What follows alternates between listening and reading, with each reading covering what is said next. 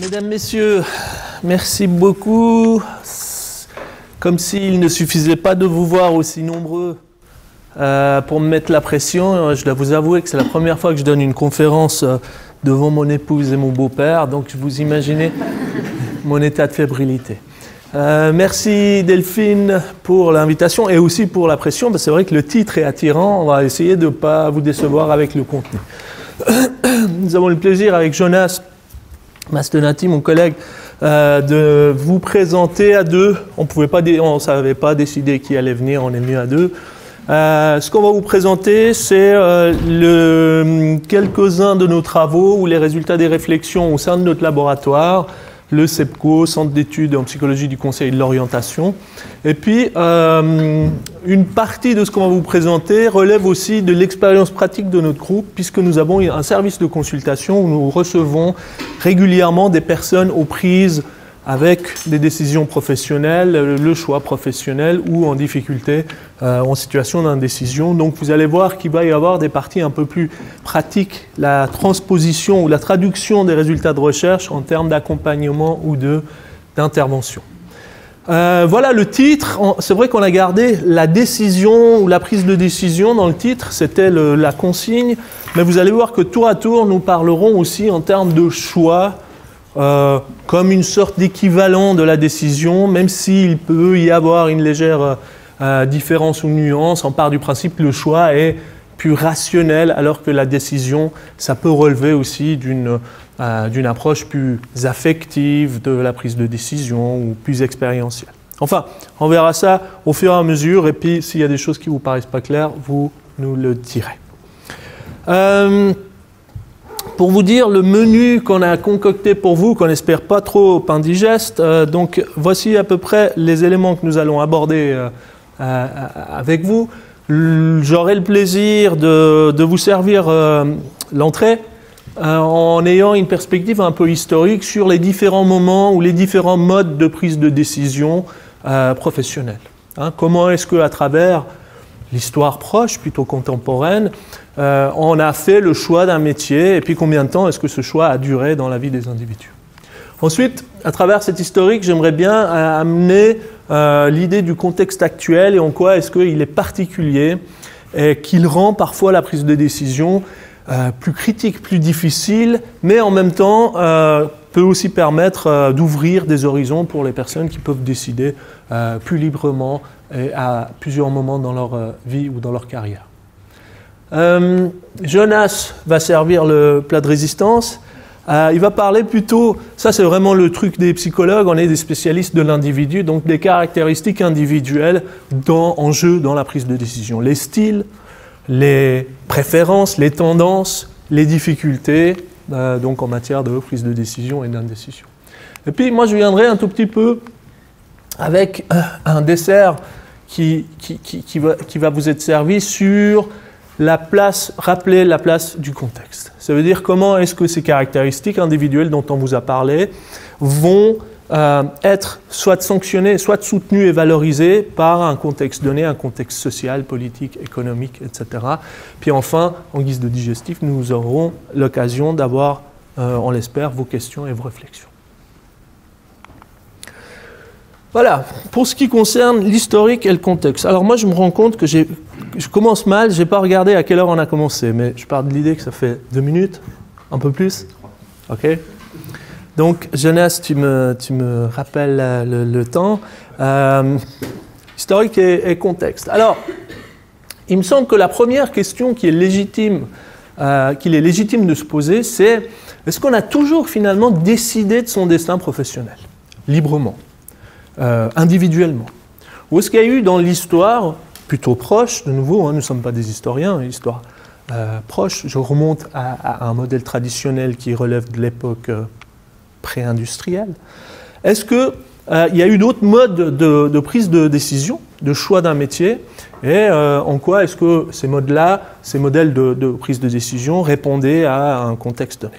Alors si j'ai essayé de trouver les principaux modèles de prise de décision et de choix professionnels. Et voilà à peu près ce que je peux trouver en schématisant beaucoup, peut-être en simplifiant les choses. Parce qu'on peut parler de ce modèle traditionnel où en fait, il n'y a pas vraiment de choix. Le choix est fait non pas par l'individu, mais plutôt par la collectivité, la famille et les traditions. Donc le métier est hérité, légué par le père au fils, plus rarement par la mère à la fille. Et puis, il y a une transmission intergénérationnelle. Ça veut dire que ce métier, cette identité professionnelle, l'emporte sur la vie de l'individu, puisqu'elle est transmise à travers les générations. Alors, c'est un modèle qui peut paraître aujourd'hui un peu dérisoire ou qui enferme l'individu. En même temps, il faut reconnaître que ce modèle-là fonctionne très bien. Il est loin d'être irrationnel ou archaïque, dans le sens où d'abord, à une époque où les institutions de formation n'existaient pas ou peu, la meilleure manière de former son fils ou sa fille et s'assurer qu'ils allaient avoir un métier et des compétences professionnelles, c'est de s'en charger soi. Donc cette transmission en soi, c'était une très belle manière de transmettre ce métier ou une manière de gagner sa vie. Puis ensuite, ce choix était rationnel en ce que cette transmission n'allait jamais se faire sur un métier qui n'avait pas un marché ou une utilité à l'époque. D'accord ? Donc on ne transmettait pas les traditions juste par amour des traditions, mais l'idée, c'était quand même d'assurer la subsistance et la transmission d'une profession pour laquelle il y a une demande et des besoins. Ensuite, vient ce modèle classique, avec l'industrialisation, l'idée que peut-être engager les individus dans le choix allait assurer une satisfaction plus longue, un maintien dans un emploi, puis une performance professionnelle plus élevée, puisque c'est la personne qui porte cette décision, porte le choix et qui l'accepte en tant que tel. C'est là où sont arrivés des gens comme nous, ces psychologues conseillers en orientation, avec leur batterie de tests, qui sont venus vous évaluer pour bien connaître vos intérêts, vos aptitudes, vos capacités, votre personnalité, enfin que sais-je. Et puis ensuite, essayer de chercher la correspondance avec les exigences, les spécificités des métiers ou d'un métier. Et puis ici, les collègues américains qui ont lancé ce domaine-là parlaient de la psychologie vocationnelle. Et on sent bien que là aussi, est-ce qu'il y a vraiment un choix ? Parce que si on prend cette conception judéo-chrétienne de la vocation, en fait, vous ne choisissez pas. Vous êtes fait, vous êtes prédestiné à avoir tel ou tel métier. Il suffit de le trouver. Puis une fois que c'est fait, vous êtes bon pour le reste de votre vie professionnelle. La carrière va se poursuivre de manière plus ou moins harmonieuse jusqu'à la retraite. Et puis, aujourd'hui, ou peut-être depuis une trentaine d'années, ce qu'on remarque, ce que j'ai appelé le modèle postmoderne, ce qu'on remarque, c'est qu'il y a plus de changements pendant la durée de la vie professionnelle. Donc, il y a des transitions intragénérationnelles. Pendant la durée de ma carrière ou de ma vie professionnelle, en fait, j'ai plusieurs carrières, de gré ou de force d'ailleurs. Donc, plusieurs changements de profession ou de carrière, et donc des décisions multiples. Donc, voilà à peu près ce que j'ai pu trouver, et le concept qui peut un peu expliquer au mieux ça pour moi, c'est cette idée de l'accélération sociale qui renvoie au fait qu'il y a une accélération ou une augmentation du changement social. Donc en fait, le travail qui autrefois, le métier qui perdurait à travers les générations, aujourd'hui est inférieur à la durée de vie de l'individu. Le même individu va avoir plusieurs carrières ou plusieurs professions au cours de sa vie. Ensuite, comment est-ce qu'on peut expliquer ça ? Qu'est-ce qui a changé ces 30, en général on parle de ces 30 dernières années, pour que ces changements s'opèrent, pour que le contexte soit sensiblement différent ? J'ai pu trouver deux groupes de changements principaux qui peuvent expliquer un changement dans le rapport des individus ou les attentes des individus envers le travail et un changement aussi dans les règles du marché du travail. Ce que j'ai pu mettre en évidence, ce dont on parle souvent, c'est que les règles du marché du travail ont changé à travers la globalisation, la mondialisation des capitaux, mais aussi du travail, et puis la numérisation, l'arrivée massive des technologies de l'information au travail. Qu'est-ce que ça influence ? Ça influence qu'il y a plus de tension, il y a plus de mouvement aussi, il y a plus de compétition, et puis ce que ça rappelle aussi, cette numérisation, c'est que vos compétences professionnelles deviennent obsolètes plus vite, plus rapidement. Donc les individus sont amenés régulièrement à se remettre en selle, à se remettre en question, à décider de faire soit une formation continue, soit changer de poste, etc. Donc de suivre ce mouvement qui devient la règle. Ensuite, ce qui a aussi changé, c'est le profil des travailleurs. Augmentation du niveau d'études, là je parle plutôt des économies développées, post-industrialisées, on peut parler de l'exemple de la Suisse. Augmentation graduelle du niveau d'éducation, et avec cette augmentation, changement des attentes des gens envers le travail. Ce ne sont pas seulement les attentes en termes de subsistance, ce n'est pas seulement la fonction instrumentale du travail qui est visée. Bien sûr, c'est toujours très important de gagner sa vie, mais ce qui est attendu aussi du travail, c'est se réaliser, s'exprimer, trouver un sens, donner un sens à sa vie, s'émanciper des normes sociales. Donc ça veut dire que les individus ont plus tendance aussi, soit à quitter un travail qui ne fait pas sens, ou à remettre en question ce qui allait de soi auparavant. On a un boulot et on y reste. Alors, les deux grandes conséquences de ces changements, en tout cas que nous avons identifiées. D'abord, augmentation de l'insécurité. D'accord ?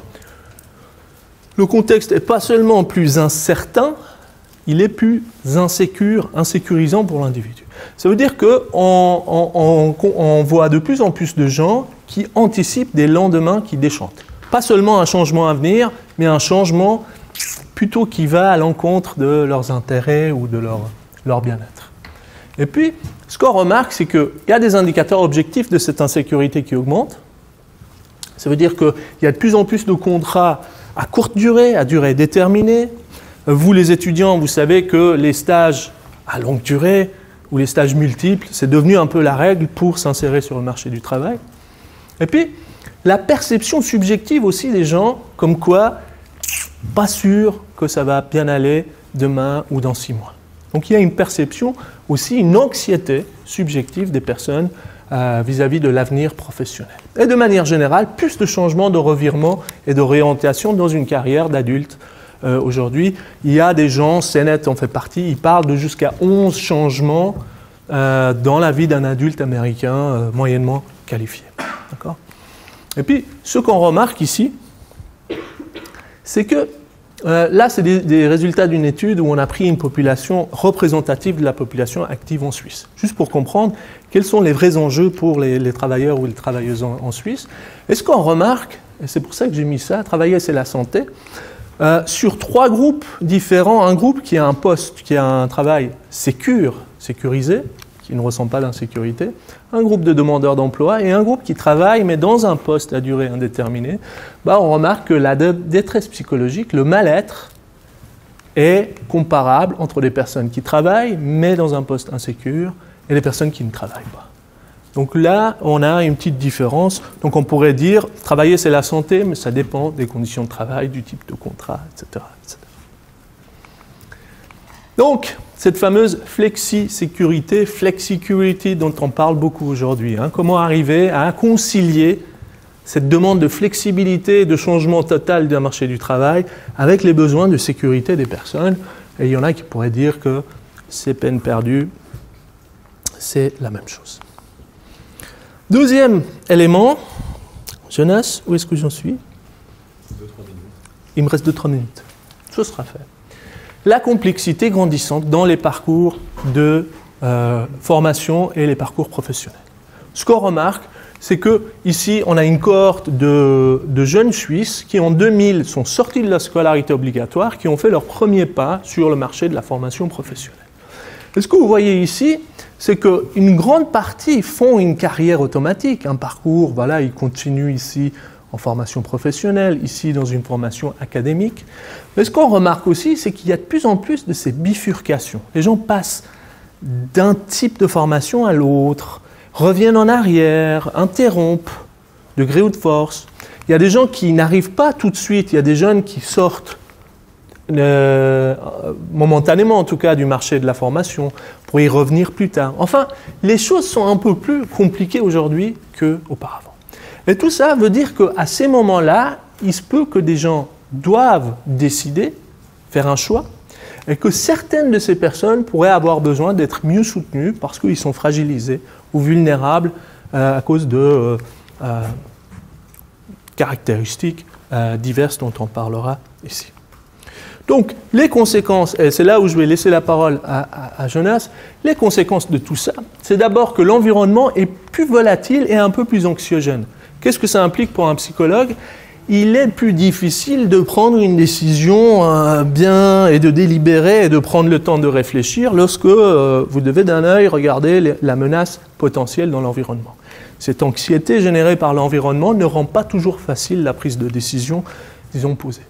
Ensuite, on pourrait dire que trop de choix tue le choix. Cet embarras du choix, ces options différentes, toutes ces passerelles qui existent, parfois mettent à mal les jeunes qui ne savent plus comment...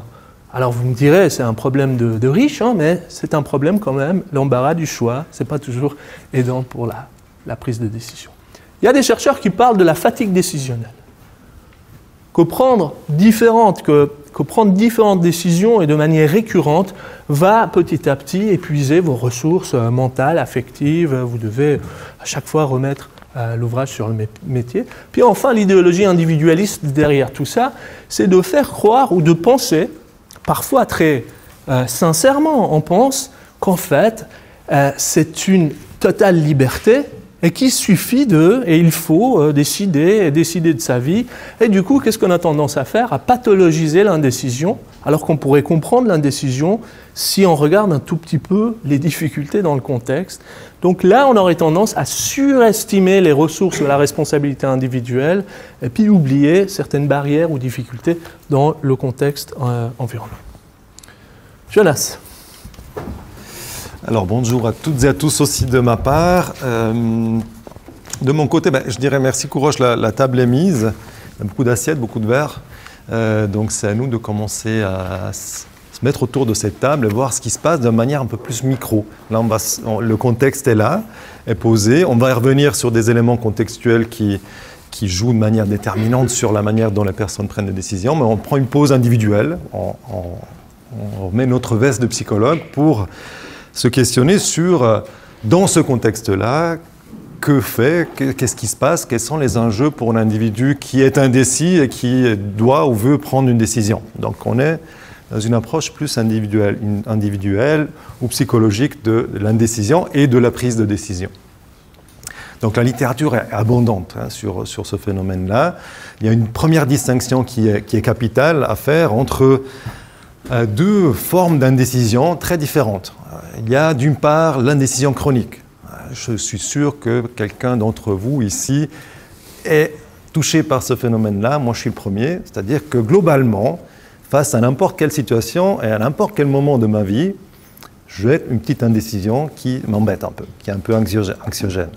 Donc l'indécision chronique, ça concerne les personnes qui systématiquement ont tendance à être plus indécis que d'autres. Alors que d'autres personnes enviables arrivent à trancher assez vite, à prendre une décision, à l'assumer, puis être heureux dans leur choix. Et une autre forme d'indécision, elle touche parfois plus les adolescents et les adolescentes que d'autres populations, c'est l'indécision qu'on appelle développementale, qui est plus épisodique. Tout un chacun, à des moments précis de sa vie, va arriver à des moments, à des situations dans lesquelles une décision s'impose, il y a un inconfort, la décision est prise, tant bien que mal, et on continue à vivre normalement. Donc ça, c'est plus situationnel, plus épisodique. Donc c'est deux cas de figure extrêmement différents. Donc partant de là, depuis environ au moins une quarantaine d'années, on s'est questionné sur comment les personnes prennent des décisions. Et on a commencé à réfléchir à ce qu'on appelle des styles décisionnels, à savoir à des manières que tout un chacun peut avoir, habituelles, de s'y prendre face à l'indécision. Donc il semblerait que nous avons toutes et tous des préférences sur la manière d'affronter l'indécision et de décider. Donc les typologies sont abondantes. Il y a des auteurs qui, dans des revues des écrits, parlent jusqu'à 40 styles décisionnels. Une des théories les plus utilisées dans ce champ-là et qui est assez intéressante et intelligible, c'est celle de Arène, donc, qui a été faite il y a 40 ans, qui a mis en évidence l'existence de 3 styles décisionnels en grande ligne. Un premier style rationnel, donc reprenons l'analogie du repas.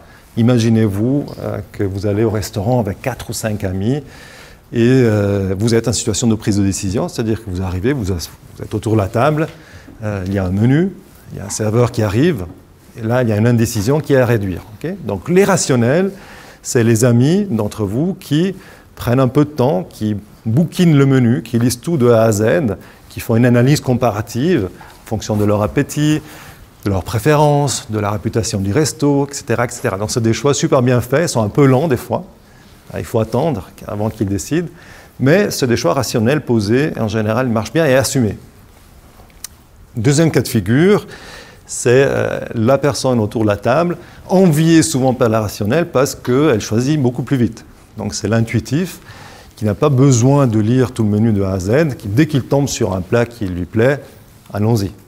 On y va spontanément. Le choix, là aussi, il est assumé, mais il n'est pas très rationnel. Il y a peut-être quelque chose de mieux après, c'est pas grave, je peux vivre avec ça. Est-ce que vous vous retrouvez dans ces deux cas de figure-là? Sûrement. Moi, je suis dans le premier. Donc, indécis rationnel, ça va mal. Troisième cas de figure, alors c'est la personne qui est autour de la table, en général, choisit un dernier. Donc, c'est la personne qui attend que tout le monde ait choisi. L'idée étant de ne pas trop apparaître, de faire le choix qui est le plus populaire, parce que si mes amis ont choisi ça, ça veut dire que c'est bon.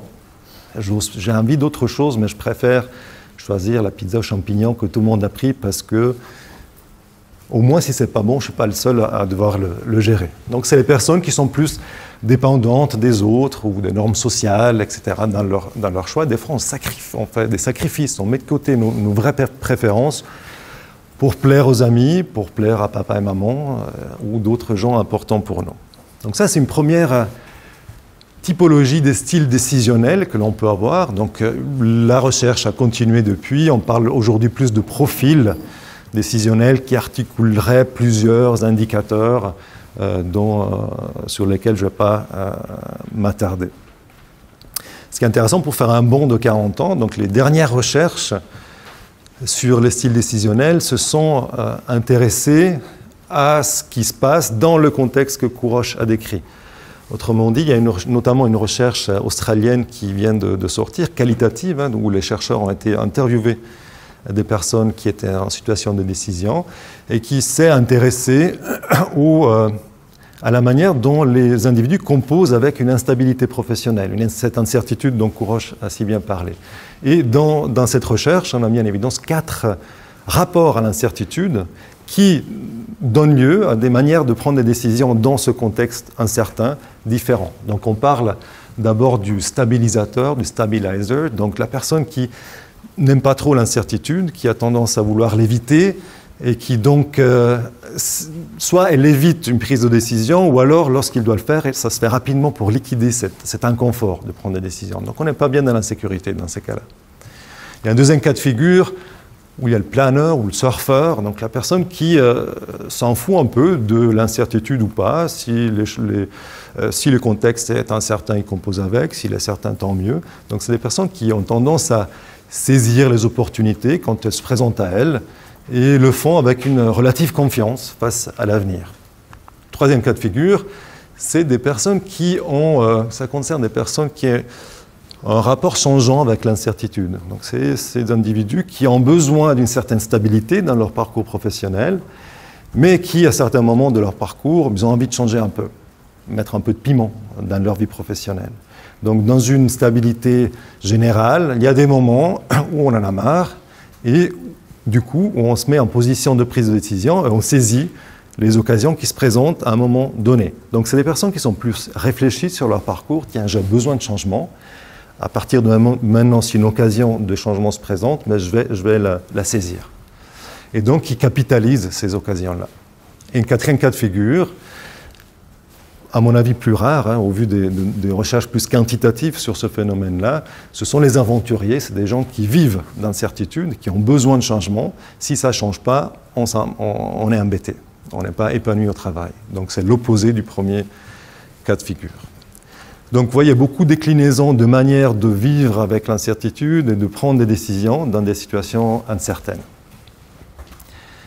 Alors la chose est un peu plus compliquée, bien sûr, parce que comme Kurosh l'a dit en introduction, les personnes qui prennent une décision, qui sont indécises, le font dans un contexte, dans une situation donnée.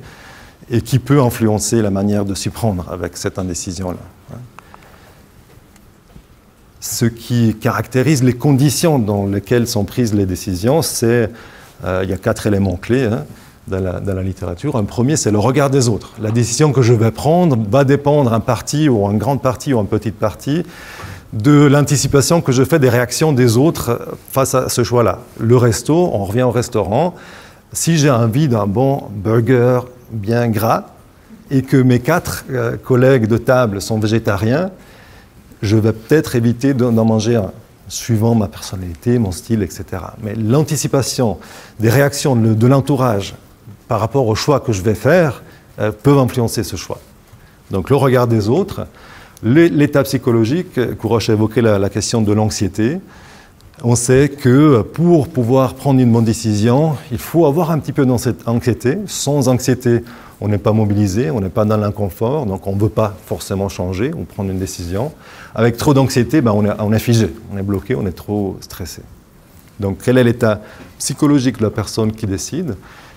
Quelles sont les circonstances, les caractéristiques spécifiques de la situation décisionnelle que j'ai en face de moi? Alors là, l'analogie du restaurant a ses limites quand on l'applique au choix professionnel. C'est-à-dire que le menu du choix d'orientation est beaucoup plus épais que le menu d'un restaurant. Donc le nombre d'options qu'on a devant moi caractérise les circonstances d'une prise de décision.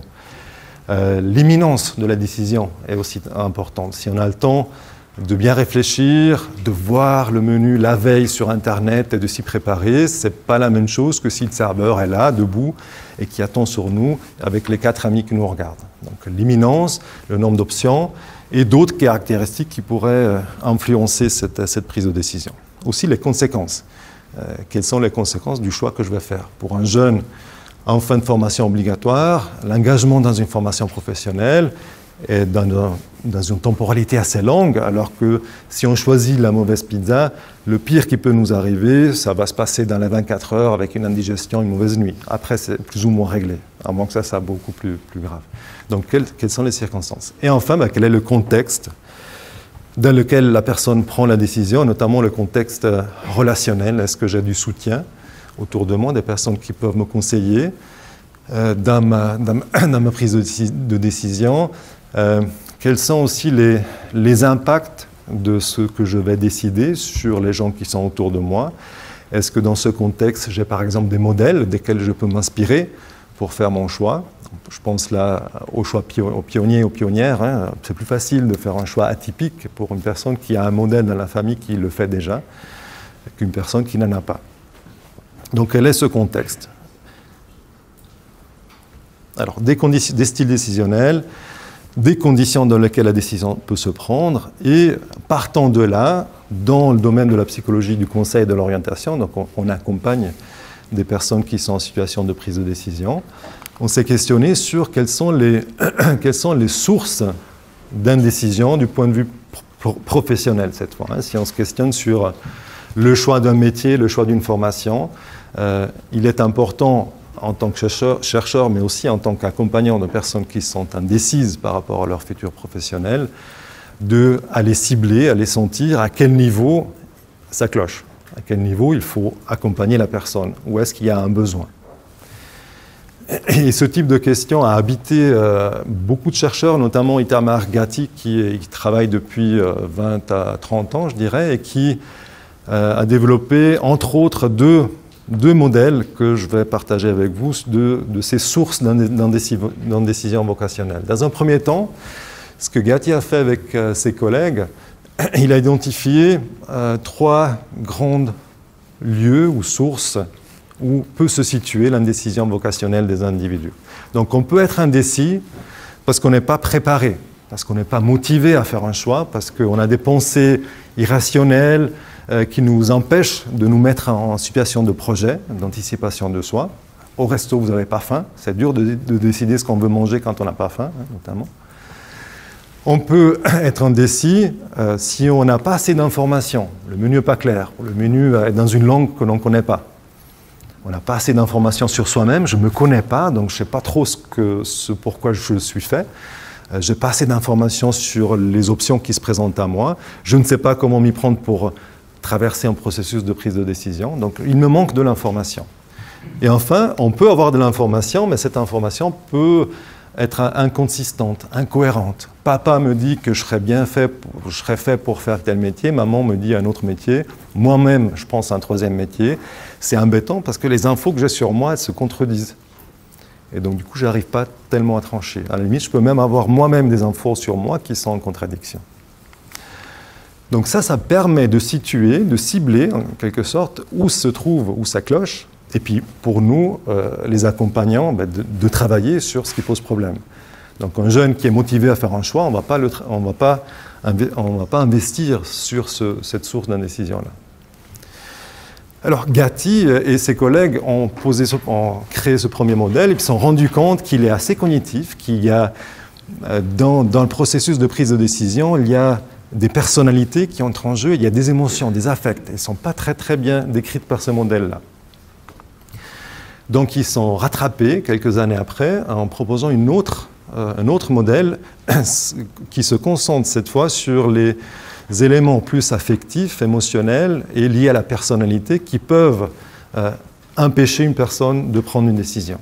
Et à nouveau, il y a 3 grandes catégories dont nous parle Gatti et collègues. D'abord, on peut avoir une vision pessimiste, soit sur ma capacité de choisir, je ne suis pas bon, je ne vais pas y arriver, soit sur le marché du travail, il n'y a rien qui va me plaire, on est plutôt négatif. Soit aussi sur le contrôle qu'on a sur ce choix-là, c'est le hasard qui va décider finalement, je n'ai pas de maîtrise là-dessus. Donc on est pessimiste, donc on ne peut pas se mettre en situation de projet. On revient sur l'anxiété, c'est la 3e fois qu'on en parle. On peut développer une anxiété par rapport au processus de décision. Choisir, c'est stressant, donc je ne choisis pas. Je pense que ça doit dire des choses à quelqu'un ici. On voit beaucoup d'ados qui échappent un peu à la prise de décision. Ce n'est pas par manque de volonté, c'est parce que ça peut être anxiogène. On peut être anxieux face à l'incertitude, mal dans cette position d'indécision. On peut être anxieux face à l'engagement dans quelque chose. Je vais embarquer dans un apprentissage, je ne suis pas sûr que je vais l'aimer, puis je suis bloqué pendant 3 ans, 4 ans, c'est lent. Ou par rapport au résultat, j'ai peur d'être déçu par le choix que je vais faire. Et ça peut empêcher de choisir. C'est des différentes formes d'anxiété qui empêchent de choisir. Et enfin, au niveau plus de la personnalité, de l'identité, du soi, il peut y avoir aussi des éléments qui empêchent de bien décider. Par exemple, une estime de soi faible nous empêche d'ouvrir au maximum les horizons possibles. On sous-estime ce qu'on est capable de faire, donc on réduit de manière parfois arbitraire les soi possibles. Et une identité non cristallisée, à savoir qu'aujourd'hui je me perçois de telle manière, demain je me perçois autrement, ou j'ai une image floue de quelles sont mes forces, mes capacités, mes intérêts, mes traits, etc. Ou alors aussi un style d'attachement parental qui est plus conflictuel ou qui pose plus de contraintes. Par exemple, le fait de choisir un métier que maman aime bien plutôt que de choisir le métier que j'ai vraiment envie de faire. Donc se sacrifier pour satisfaire à certaines attentes ou normes sociales. Ça a l'air un peu vague tout ça, j'essaye de le rendre un peu plus concret. Donc comme Kourosh l'a évoqué, donc on est à la fois chercheur, enseignant et intervenant dans le cadre de la formation plus pratique de nos étudiantes et étudiants au métier du psychologue ou de la psychologue de l'orientation. Nous travaillons dans un centre, dans un service de consultation. Je vois d'ailleurs des anciens étudiants et des actuels étudiants qui sont présents, bienvenue, qui connaissent ça très bien, où nos étudiantes et étudiants accompagnent des clients et clientes réels, qui se posent des questions d'orientation, qui viennent nous voir et qui bénéficient de l'aide de nos étudiantes et étudiants sous la supervision de superviseurs, donc Kourosh, moi-même et Eva qui est ici à droite.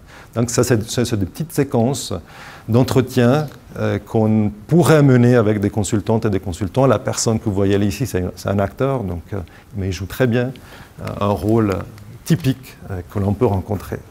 Donc je vous montre 2 séquences, puis ça illustrera l'un ou l'autre des concepts que j'ai évoqués tout à l'heure. Alors, Baptiste, il vient nous voir parce qu'il était inscrit en médecine, il a fait un échec définitif, donc impossible d'exercer la médecine en Suisse, donc panique parce qu'il a toujours voulu rêver être médecin, puis là, il doit se questionner sur qu'est-ce que je vais faire de mon avenir. Et puis là, il parle avec Eva.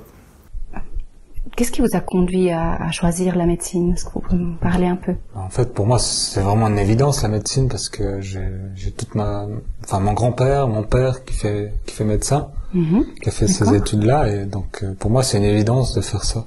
D'accord. Je ne vais pas faire autre chose. Donc, c'est vraiment un échec très... Je suis déçu de moi, vraiment, parce que je croyais vraiment réussir. Vous parlez de déception, vous pensez réussir, et j'imagine la déception est d'autant plus lourde, puisqu'il y a cette tradition familiale quelque part. Hein. Votre papa, votre grand-père déjà était médecin. Alors je pense que tout le monde a reconnu un style qui pourrait être plus de l'ordre du style de décision dépendant. Il a choisi parce que papa et grand-papa faisaient ça. Peut-être des enjeux à creuser au niveau de l'estime de soi, parce qu'il a échoué, puis ça a l'air de l'avoir marqué. Deuxième séquence. C'est que j'ai jamais dû faire de choix dans ma vie. On a toujours pris des décisions à ma place. Parce que mes parents, ils ont toujours dit quoi faire, quelle voie prendre et tout. Donc c'est vrai que j'ai jamais dû prendre de choix, et c'est pas quelque chose d'habituel chez moi. D'accord. Vous n'avez pas l'habitude de faire des choix? Pas du tout. Donc, pas du tout? Pas du tout même. D'accord. Donc vous dites vos parents vous ont toujours guidé vers les choix. Donc par exemple au niveau de l'école, quels sont les choix où ils vous ont épaulé clairement, où vous ont guidé clairement? Par exemple, quand j'ai intégré le gymnase, ils m'ont dit de faire la biologie, parce que c'était le plus simple pour médecine en fait. C'était le plus évident pour faire médecine. Donc, et puis vous avez suivi ce choix? J'ai suivi ce choix. Oui, d'accord. Ok. Donc, difficulté à faire des choix. Vos parents vous ont toujours aidé, vous ont toujours guidé à ce niveau-là. Et là maintenant, du coup, pour vous dire, je sais pas vraiment comment choisir. Je sais pas quelque chose que je sais faire. Non. Faire un choix. Non. Et du coup, beaucoup d'attentes par rapport au test. C'est vrai que qu'est-ce qui est pour vous un peu mis à part cette difficulté à faire un choix, qu'est-ce qui est en jeu encore avec ce choix-là, ce choix d'une filière? Donc là, ce qu'on voit, c'est des éléments à nouveau de l'ordre du style de décision plus dépendant. On voit aussi un manque d'informations sur comment il faut s'y prendre pour prendre une décision. Je n'ai jamais fait ça, je ne suis pas capable. Peut-être quelque chose au niveau de l'anxiété, de l'estime de soi qui semble toucher, et aussi une vision plutôt pessimiste de ces perspectives. Je continue. En fait, un choix, c'est faire un choix d'une vie, en fait. C'est très important de faire le bon choix. D'accord. Ouais. Ce que je vais faire, c'est ce que je vais faire dans toute ma vie. Donc, c'est un peu, pour moi. Un choix très important parce que c'est un choix d'une vie, quelque part. C'est ça. Est-ce qu'il y a d'autres éléments qui rendent ce choix difficile ou risqué? J'ai très peur d'échouer de nouveau. D'accord, ouais. Parce que, je sais pas, le regard des autres, peut-être, mes parents, vont être différents. J'ai peur de les décevoir, j'ai pas envie. D'accord, ouais. Ok. Là, vous réévoquez l'échec douloureux que vous avez vécu. Et vous anticipez à nouveau un nouvel échec. Hein. Ça vous fait très peur. Donc c'est pour ça que je compte vraiment sur vous, vraiment, parce que c'est pour ça que je suis venu chez vous. Donc il faut vraiment que vous m'aidiez à trouver cette voie. Ouais. Alors, et là c'est nos étudiantes qui deviennent anxieux, parce que ça met un peu de pression. Mais là, on voit, donc on revient sur ce style qui est plutôt dépendant. On voit des éléments au niveau du manque de préparation, des pensées un peu dysfonctionnelles, entre guillemets, qui disent qu'il y a un choix pour la vie, donc ça fout une pression énorme, ça m'empêche d'aller de l'avant, de continuer à réfléchir à mon choix professionnel. Les parents qui sont toujours là, donc on peut se questionner sur le style d'attachement. J'ai peur de décevoir maman et papa, à la limite c'est même pas vrai, mais c'est une anticipation qui peut être bloquante.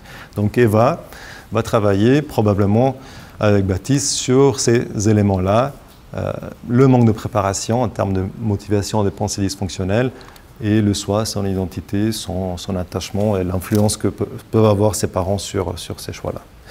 Puis si j'ai encore 2 minutes, je vais conclure sur ça. Donc dans ce même setting d'accompagnement de clientes et clients, ben, c'est une manne pour les chercheurs parce que ça nous donne accès à beaucoup de données qualitatives comme celles que vous avez vues, mais aussi à un échantillon de personnes qui suivent un processus de prise de décision, accompagnées en l'occurrence.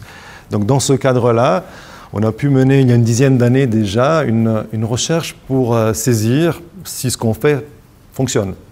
Ça aide à défendre aussi notre travail et puis se dire est-ce qu'il faut changer les choses.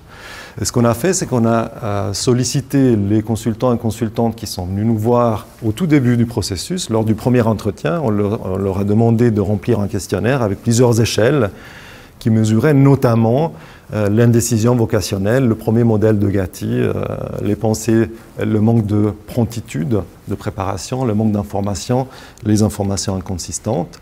Et mis ensemble, ça donne un score qui est le score du CDDQ, qui est le nom du questionnaire. Donc on a passé ce questionnaire au début de la prise en charge. À l'issue du processus, après 4, 5, 6, 7 entretiens, lors du dernier entretien, on a repassé le même questionnaire et puis on a relancé ces pauvres participants 3 mois après pour repasser une 3e fois le même questionnaire. L'idée étant de voir est-ce qu'il y a une évolution sur différentes variables qu'on a mesurées. Et ce qu'on voit rapidement, c'est que la prise en charge, donc l'accompagnement d'orientation, a permis globalement à nos clients et clientes de réduire de manière significative, assez drastique, leur indécision vocationnelle. Donc la pente vers le bas, c'est une bonne nouvelle, et qui a même carrément des effets reportés après la fin de la prise en charge. Et en même temps, il y a un bien-être général qui augmente et qui reste stable 3 mois après. Et quand on va voir les sous-échelles, les 3 dimensions du modèle, ce qu'on constate, c'est qu'on est très fort dans la réduction du manque d'information. Donc les gens qui viennent nous voir connaissent mieux le marché du travail, la manière de prendre des décisions de manière assez radicale. Et il y a aussi une diminution de l'autre, des informations inconsistantes, donc les infos sont plus fiables. Et ce qui est intéressant, dernier commentaire, c'est que l'aspect plus émotionnel, donc le manque de préparation, le manque de motivation, les pensées dysfonctionnelles, n'évolue pas durant la prise en charge, mais il y a une diminution retardée. C'est comme si en sortant du processus d'accompagnement, il y a quelque chose qui a été mis en branle et qui a lieu du point de vue affectif, motivationnel, après, peut-être dans une réflexion sur ce qui a été fait pendant la prise en charge. Voilà, pour ce qui est de l'individu, là on continue sur des éléments individuels qui sont des éléments clés, et je recède la parole à Kourosh. Il me semble qu'on a beaucoup parlé d'identifier les sources d'indécision. Là, je vais essayer de vous montrer un petit exemple de comment est-ce qu'on peut travailler à diminuer cette indécision ou à renforcer le sentiment de compétence des personnes que nous voyons, leur sentiment de compétence en matière de prise de décision, leur sentiment d'efficacité à pouvoir décider, choisir, se fixer des objectifs, etc. En général, on utilise, voilà, ça c'est une théorie qu'on utilise dans notre domaine, c'est une théorie sociale et cognitive. C'est une théorie sociale qui explique qu'en fait, on commence à développer des intérêts, à cristalliser nos intérêts, à fixer des objectifs, parce qu'on a fait certaines expériences d'apprentissage qui nous ont permis de développer un sentiment d'efficacité personnelle. Voilà, j'ai fait quelques cours, mes premiers cours de mathématiques, j'ai fait plutôt de bonnes notes ou de mauvaises notes, et puis en fonction de ça, je commence à développer une croyance généralisée quant à ma capacité à réussir dans ce domaine. Et ce qui est important avec cette croyance généralisée, c'est qu'elle va ensuite dépasser l'objectivité des situations. Ça veut dire que vous allez anticiper même le résultat de vos actions, parfois avant d'avoir essayé. Et c'est bien le nœud de la question avec des adolescents que nous voyons, c'est que parfois ils coupent l'effort avant même d'essayer parce qu'ils ont été esquintés dans ce sentiment d'efficacité. Donc une de nos entreprises, nos buts, c'est d'essayer de retravailler ou de renforcer et d'amener ces ados, ces jeunes, à corriger, équilibrer leur vision, leur jugement quant à leurs capacités, à aussi voir les aspects positifs ou les capacités qu'ils peuvent avoir. Ensuite, cette théorie, elle est sociale parce qu'elle n'oublie pas que malgré des capacités personnels, des traits stables chez la personne, et puis des aspects psychologiques, alors que les psychologues peuvent essayer de façonner, le contexte social va aussi jouer dans cette histoire. Ça veut dire quoi? Ça veut dire que si j'ai fait de mauvaises expériences d'apprentissage, moi, jeune fille, dans mes premiers cours de mathématiques, et par-dessus le marché, le contexte dans lequel je suis me dit que, bon, finalement, c'est pas si grave, c'est presque normal, les filles, elles sont pas, etc., etc., eh bien, ça va renforcer, si vous voulez, cette formation d'un sentiment d'efficacité personnelle assez genré, assez façonné par un contexte. Je reviendrai sur cet aspect. Je vais juste vous montrer un exemple. Là, on a un entretien qui est de mauvaise qualité simplement parce que Gabriella, cette jeune fille, n'est pas une actrice, c'est une de nos consultantes qui a donné l'autorisation avec sa maman d'être filmée, qu'on puisse utiliser ces extraits d'entretien dans le cadre des formations ou des communications. Donc Gabriella, jeune fille d'origine portugaise. Ici, on a 2 étudiants qui travaillaient avec moi, qui étaient en formation. Là, vous avez votre serviteur. Et puis la caméra qui nous filme, c'est la caméra par laquelle on supervise les psychologues en formation. Donc ça vous donne une idée. Gabriella est venue nous voir, ou plutôt sa mère l'a amenée. Rarement les ados viennent nous voir de leur propre gré. Vous imaginerez pourquoi. Et sa maman a dit, voilà, je suis sûre qu'elle a plein de potentialités, comme toute mère normalement constituée le dirait, mais elle ne croit pas suffisamment en elle. Et puis quand on a discuté avec Gabriella, puis on ne s'est pas contenté de l'opinion de sa maman, on a fait toute une batterie de tests et d'évaluation des aptitudes intellectuelles, parce que ces notes, c'est vrai, ces notes à l'école étaient plutôt difficiles ou délicates. Et puis, on a fait une batterie d'évaluation des aptitudes intellectuelles, de raisonnement, de la capacité à manipuler des items numériques, donc travailler les mathématiques. Et puis, tout ça la mettait plutôt au-dessus des gens de son âge. Donc, elle avait de très bonnes capacités, mais forcément que ça ne correspondait pas à ses notes. Et puis, on a essayé de travailler avec elle sur comment remonter la pente, recommencer à croire en elle.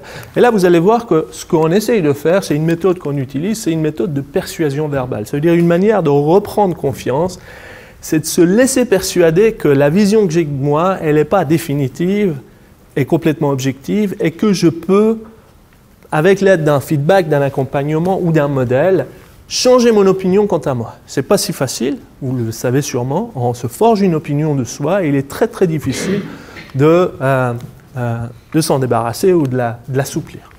Et puis là, ce que j'essaye de faire, c'est de l'amener à me parler de compétences ou de capacités qu'elle a. Et vous allez voir qu'il va y avoir un long silence jusqu'à ce qu'elle parle. Vous allez entendre les mouches voler, simplement parce qu'elle est fixée sur ses compétences ou son manque de compétences scolaires. Elle n'arrive pas à sortir de ce cadre et voir d'autres. Pour moi, toute compétence est bonne à travailler. Ça peut être toute capacité que j'ai en dehors de l'école, etc. Donc, il y a une relance de ma part qui va l'aider à dire quelque chose. Donc, je vous laisse voir cette histoire. Sur quelles qualités vous pouvez compter pour arriver à changer? Quelles sont vos qualités sur lesquelles vous pouvez compter? Qu'est-ce que vous savez faire? On a compris tout ce que vous ne savez pas faire. Qu'est-ce que vous savez? Moment de solitude, hein?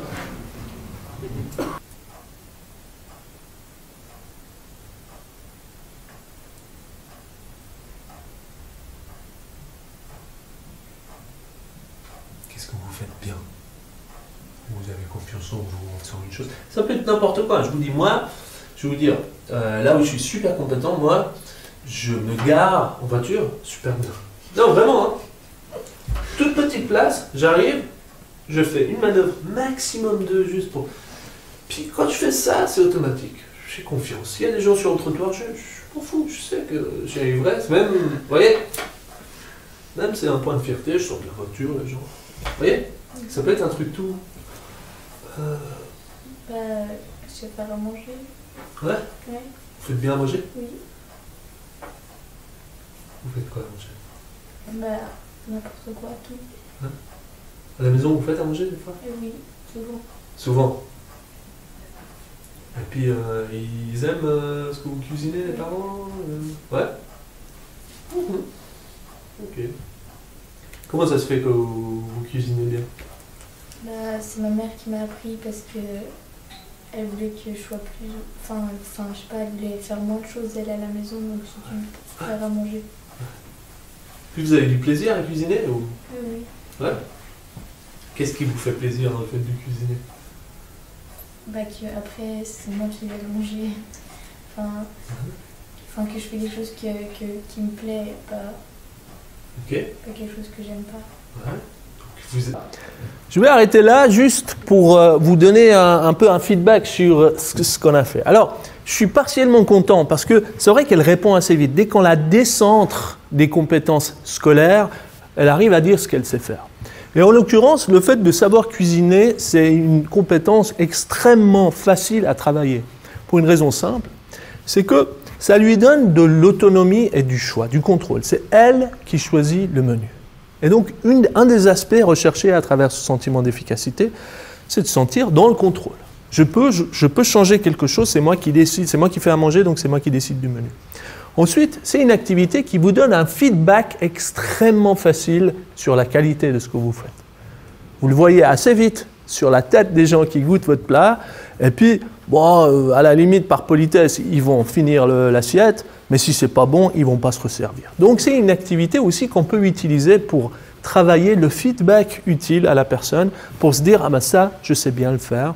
Et puis, il y a d'autres choses, il y a le plaisir qu'elle ressent, etc., etc. Donc, à partir de ça, on a fait plusieurs entretiens avec elle et on a recommencé à reconstruire une image d'une Gabriella pas si mauvaise que ça.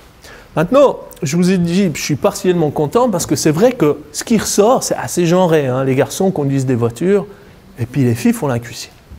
D'accord ? Donc c'est vrai que là, on peut se questionner sur peut-être l'exemple que je prends, qui était assez spontané, c'était juste pour lui dire que ça peut être anodin, et puis les effets que ça peut avoir. C'est ce qui m'amène justement à vous parler de ces influences contextuelles. Le sous-titre que je donne à ça vous dira tout ce que je pense de cette histoire. C'est de vous rappeler qu'il ne faut pas s'emballer, que le libre arbitre est peut-être un mythe, ou en tout cas pour certaines d'entre nous, c'est assez relatif comme liberté qu'on peut avoir à vraiment choisir. Et il faut se rappeler les influences contextuelles, les caractéristiques sociodémographiques, d'accord, qui ne sont pas de l'ordre de vos compétences, de votre mérite, du travail que vous fournissez, de votre caractère plutôt agréable, mais qui relèvent de la couleur de votre peau, de votre sexe, de l'origine sociale de vos parents, etc., et qui façonnent énormément, en tout cas, qui limite la palette de choix que vous pouvez avoir.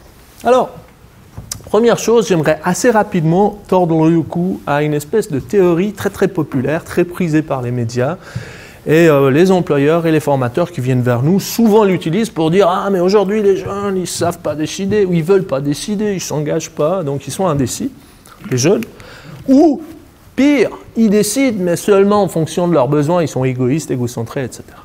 Alors, ces théories générationnelles existent, circulent beaucoup, ce qu'on sait qu'elles ont très peu de validité scientifique.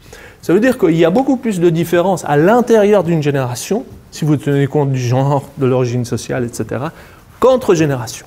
Ça, c'est la première chose. Deuxième chose, c'est qu'il y a de fortes chances que ce qu'on remarque là, ce soit un effet de l'âge et non de la génération. Ça veut dire quoi ? Ça veut dire que ces mêmes jeunes un peu glandus, un peu égoïstes, pas très engagés, paresseux, qu'on montre du doigt aujourd'hui, peut-être dans 30 ans, vont montrer du doigt les jeunes qui arrivent en leur prêtant les mêmes défauts, qualités. Ensuite, le contexte dans lequel j'ai été socialisé explique beaucoup mon approche du choix, ma capacité, mon anxiété face au choix. Si j'ai fait mes premiers choix professionnels, si j'ai été éduqué, socialisé dans un contexte de plein emploi, de plein essor, dans les 30 glorieuses, où tout va bien, il n'y a aucune crainte, etc., j'ai un rapport à ce choix qui a été construit, qui est autre que celui d'une jeune qui doit faire ça dans un contexte plutôt morose, avec beaucoup d'anxiété, avec beaucoup de crainte de chômage, etc., etc. Donc le contexte socio-économique explique beaucoup plus ces différences qu'une personnalité générationnelle.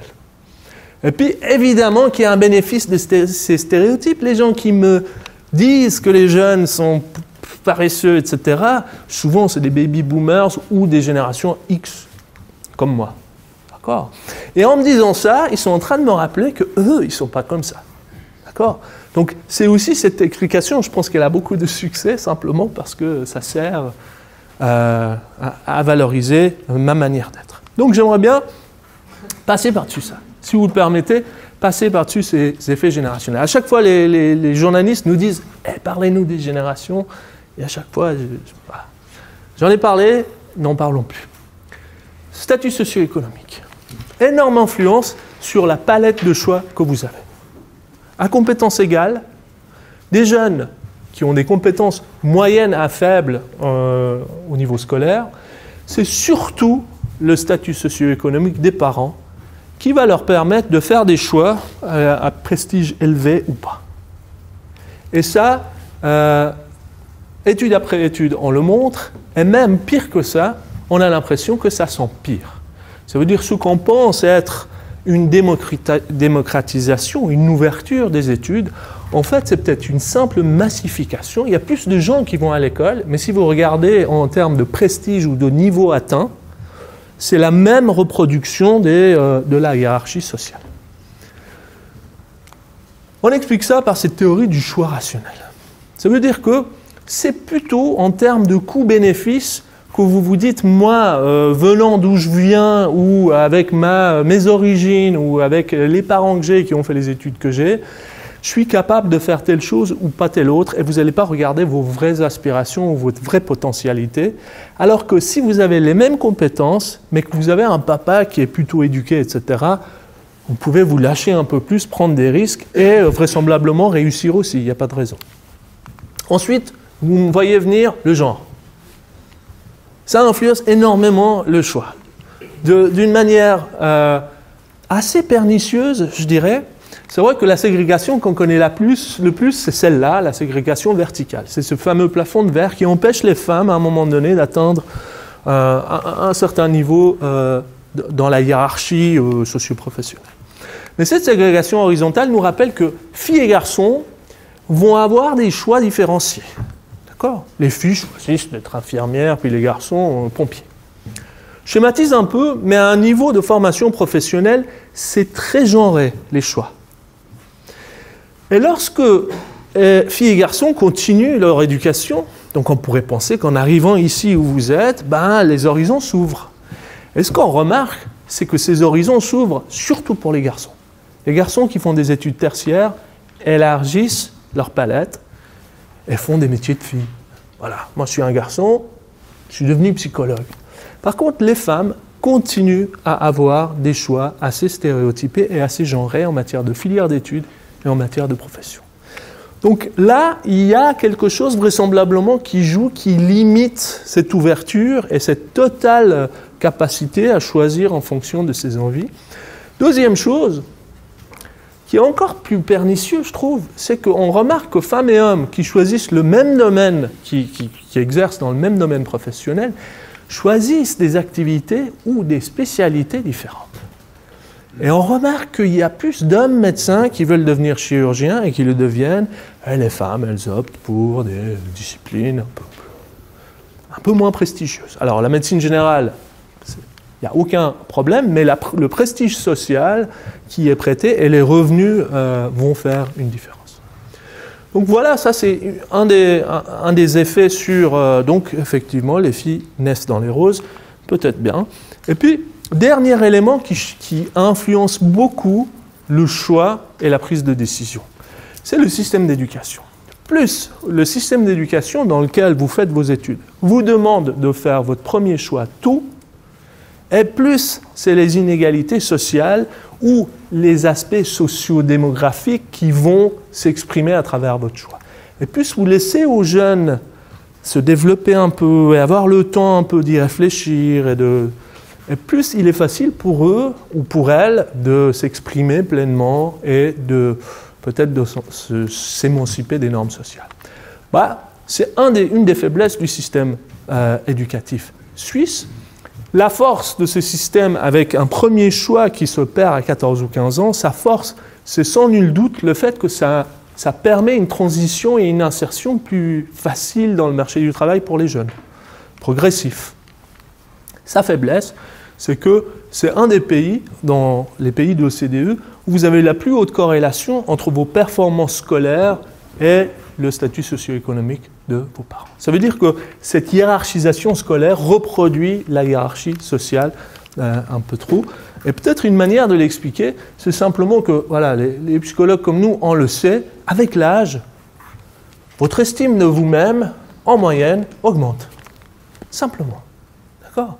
Vous y êtes pour rien, c'est le temps qui passe, la sagesse, le fait que vous relativisez, que vous commencez à vous dire que...